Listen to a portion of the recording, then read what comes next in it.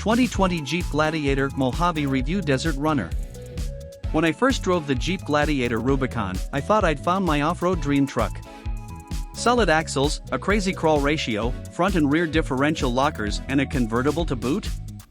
Hell yes! But then Jeep unveiled the Gladiator Mojave, and now that I've had a chance to put it through its paces, well, move over, Rubicon. The Mojave is only offered with 4-wheel drive and a 2-speed transfer case. It's also only available with Jeep's 3.6-liter V6 engine, and while a 6-speed manual transmission is standard, you can opt for an 8-speed automatic for $2,000. This is also the first vehicle to get Jeep's new Desert Rated badge. This means that, in addition to all of the usual off-road stuff that goes into earning the Trail Rated badge, the Gladiator Mojave is prepped for high-speed desert running. I'm talking about bombing through whoops and scrambling up dunes.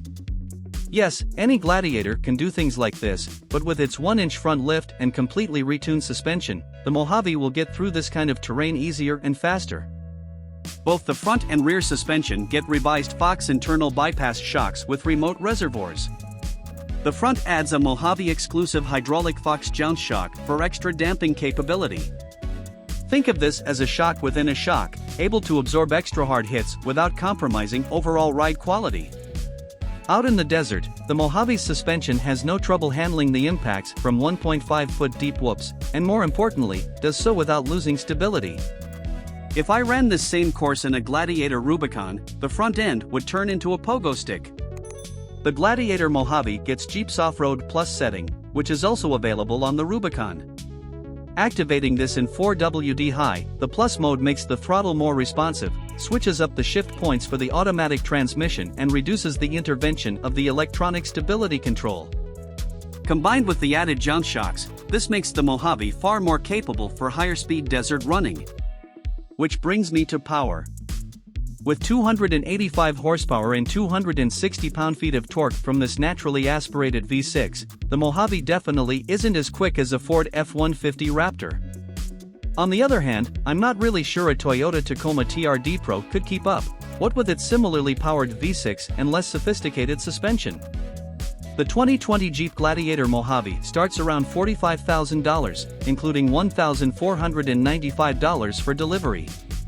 But my tester, which is pretty much loaded with heated leather seats, LED lighting, blind spot monitoring, adaptive cruise control, a body-colored hardtop, gloss black 17-inch wheels and a forward-facing trail camera, plus a few other niceties, comes in at a lofty $62,115. The closest competitor is really the Chevy Colorado ZR2 with its trick Multimatic suspension.